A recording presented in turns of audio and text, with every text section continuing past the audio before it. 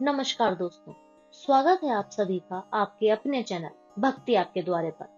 मैं हूं आपकी दोस्त लता शर्मा। आज मैं आपसे इस वीडियो में बात करने वाली हूं क्यों की जाती है अक्षय नवमी पर आंवले के पेड़ की पूजा, और जानते हैं इसकी पूजा की विधि और इसका शुभ मुहूर्त। तो आइए फिर शुरू करते हैं। कार्तिक मास के शुक्ल पक्ष की नवमी को आंवला नवमी या अक्षय नवमी कहा जाता है। इस दिन से द्वापर युग की शुरुआत हुई थी। इस दिन दान धर्म का अधिक महत्व होता है। मान्यता है कि इस दिन दान करने से उसका पुण्य वर्तमान के अगले जन्म में मिलता है। शास्त्रों के अनुसार आंवला नवमी के दिन आंवले के वृक्ष की पूजा की जाती है। कहते हैं ऐसा करने से व्यक्ति के सभी पाप नष्ट हो जाते हैं और सुख समृद्धि की प्राप्ति होती है। आंवला नवमी के दिन आंवले के वृक्ष के नीचे भोजन बनाने और भोजन करने का विशेष महत्व माना जाता है। आंवला नवमी को ही भगवान विष्णु ने कुष्मांडक दैत्य को मारा था। इस दिन ही भगवान श्री कृष्ण ने कंस वध से पहले 3 वन की परिक्रमा की थी। आज भी लोग अक्षय नवमी पर मथुरा वृंदावन की परिक्रमा करते हैं।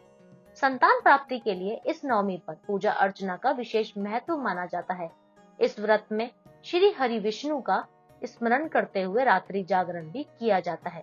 पुराणों में कार्तिक मास को सबसे श्रेष्ठ और पवित्र माना जाता है।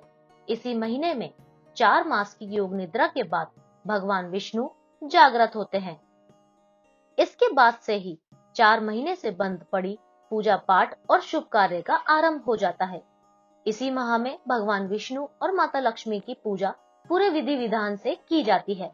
इसी महीने करवा चौथ, दिवाली, देव दिवाली, तुलसी विवाह समेत कई व्रत और त्योहार मनाए जाते हैं। इन्हीं में से एक अक्षय नवमी भी मनाई जाती है।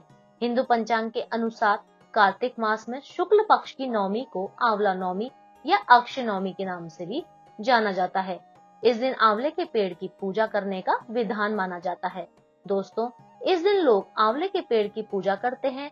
पूजन के पश्चात वृक्ष के नीचे बैठकर ही भोजन करने का विधान होता है। ऐसे में चलिए हम जानते हैं कि अक्षय नवमी या आंवला नवमी के दिन आंवले के पेड़ की पूजा क्यों की जाती है। इसकी एक पौराणिक कथा है, तो आइए सुनते हैं। एक बार माँ लक्ष्मी भ्रमण के लिए पृथ्वी लोक पर आई।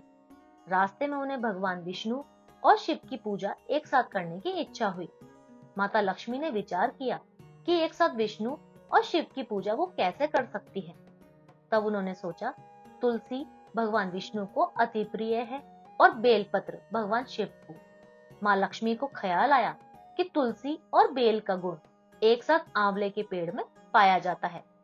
ऐसे में आंवले के वृक्ष को विष्णु और शिव का प्रतीक चिन्ह मानकर माँ लक्ष्मी ने आंवले के वृक्ष की पूजा की।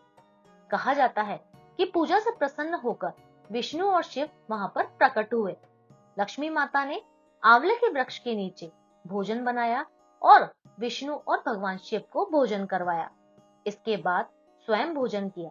जिस दिन माँ लक्ष्मी ने शिव और विष्णु की पूजा की थी, जब उन्हें भोजन कराया था, उस दिन कार्तिक शुक्ल नवमी की तिथि थी। तभी से कार्तिक शुक्ल नवमी की तिथि को आंवला नवमी या अक्षय नवमी के रूप में मनाया जाने लगा। ऐसे में यह महत्व रखता है कि आप आंवला नवमी के दिन किसी भी ब्राह्मण को भोज जरूर कराएं। अब जानते हैं आंवला नवमी का शुभ मुहूर्त। पंचांग के अनुसार कार्तिक माह के शुक्ल पक्ष की नवमी तिथि यानी आंवला नवमी 21 नवंबर 2023 को सुबह 3:16 पर शुरू होगी और अगले दिन 22 नवंबर को देर रात 1:09 पर समाप्त होगी। और इसका अक्षय नवमी पूर्वा समय सुबह 6:48 से दोपहर 12:07 तक होगा। इसकी अवधि 5 घंटे 19 मिनट की होगी। और अगर किसी को भी अक्षय नवमी वाले दिन आंवले के वृक्ष के नीचे भोजन बनाना है और ब्राह्मणों को भोजन करवाना है, तो वो ये विधि शाम के समय कर सकते हैं, क्योंकि शाम के समय आंवले के पेड़ में जल नहीं दिया जाता। अपनी वो पूजा सुबह कर लें और ये विधि वो शाम को कर सकते हैं। और हाँ, आंवला नवमी के दिन जिस किसी को भी धन धान्य की कमी होती है और वो धनवान बनना चाहता है, तो वो एक उपाय जरूर करें। आपको क्या करना है, जैसे आप कनकधारा स्त्रोत का पाठ कर रहे हैं, वो आपको या तो 5 बार करना है, 9 बार करना है, 11 बार करना है, और अगर आपके पास में समय है तो आप 108 बार भी कर सकते हैं। उसमें क्या करना है कि आप जितनी बार कनक धारा स्रोत का पाठ करते हैं उतने ही आंवले आप चढ़ाते जाइए, और फिर उन आंवलों को आप किसी ब्राह्मण को दान कर दीजिए, जिससे आपके घर में धन धान्य की वृद्धि होगी। क्योंकि कनक धारा स्रोत देवी लक्ष्मी को आकर्षित करने वाला मंत्र होता है। कहते हैं जो भी व्यक्ति आंवला नवमी के दिन इस पाठ का जाप करता है उस व्यक्ति को कभी भी धन धान्य की कमी नहीं रहती। तो आपको ये उपाय जरूर करना चाहिए। तो चलिए अब जानते हैं आंवला नवमी के दिन की पूजा विधि के बारे में। सबसे पहले आपको क्या करना है कि जहाँ पर भी आपको पूजा करनी है, आंवले का पेड़ जहाँ पर भी है आपको जहाँ पर पूजा करनी है, पहले आप उस जगह को साफ कर आइए। या तो आप एक दिन पहले ही कर आइए या फिर आप सेम डे भी उस जगह को आप साफ कर सकते हैं। उसके बाद में आपको क्या करना है, आंवले नवमी के दिन आपको सुबह जल्दी उठना है, स्नान करना है, अपने घर की पूजा करनी है, सूर्य भगवान को अर्घ देना है। उसके बाद आपको एक पात्र लेना है। आप एक पात्र लीजिए, वो आप कोई भी ले सकते हैं, स्टील का भी ले सकते हैं, मिट्टी का भी ले सकते हैं, जो भी आपको लेना है आप ले लीजिए। लेकिन हाँ, तांबे का पात्र मत लीजिएगा, क्योंकि तांबे के पात्र में दूध नहीं डाला जाता है। उसके बाद क्या करिए, उस पात्र में गंगा जल डालिए और उसमें कच्चा दूध डालिए। ये कच्चा दूध आपको गाय का लेना है।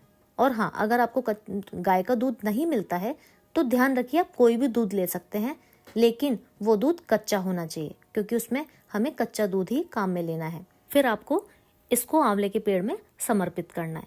लेकिन हाँ, अगर आपको आंवले का पेड़ आपके घर से बहुत दूर है तो आप जल को और दूध को मिक्स करके ले जा सकते हैं। लेकिन अगर आपके पास में है या आप घर में ही पूजा कर रहे हैं तो आपको क्या करना है, अलग अलग जल भी लेना है और दूध भी लेना है। उसके बाद में आप आंवले के वृक्ष में जल को अर्पित करिए और फिर हम क्या करते हैं, जल अर्पित करते हैं, दूध अर्पित करते हैं। उसके बाद में धूप, दीप, अक्षत, पुष्प इत्यादि जो भी आपके पास में है आप उससे पूजा कर दीजिए।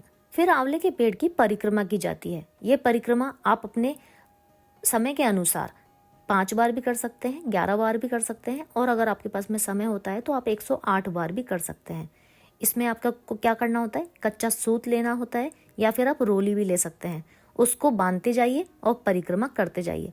और हाँ, अगर आपको परिक्रमा को गिनती करनी होती है तो वो आप किसी आंवले से भी कर सकते हैं, या फिर अगर आंवला नहीं मिलता है तो मूंगफली, चने वगैरह से भी आप वो परिक्रमा कर सकते हैं। ये जो आंवले हम गिनती से लेते हैं वो किसी ब्राह्मण को, किसी पंडित को आपको दान कर देने चाहिए। और उसके बाद दीपक जरूर प्रज्वलित करिए। और अगर आपके पास में कपूर उपलब्ध है तो आप आंवले के वृक्ष की पूजा जरूर करिए, क्योंकि इसमें ब्रह्मा, विष्णु, महेश का वास होता है और माँ लक्ष्मी इसमें स्वतः ही विराजमान होती हैं, जिससे हमें धन धान्य की पूर्ति हमेशा होती रहती है। तो चलिए आज के लिए बस इतना ही। अगले वीडियो में मैं आपसे फिर मिलूंगी। जब तक के लिए राधे राधे।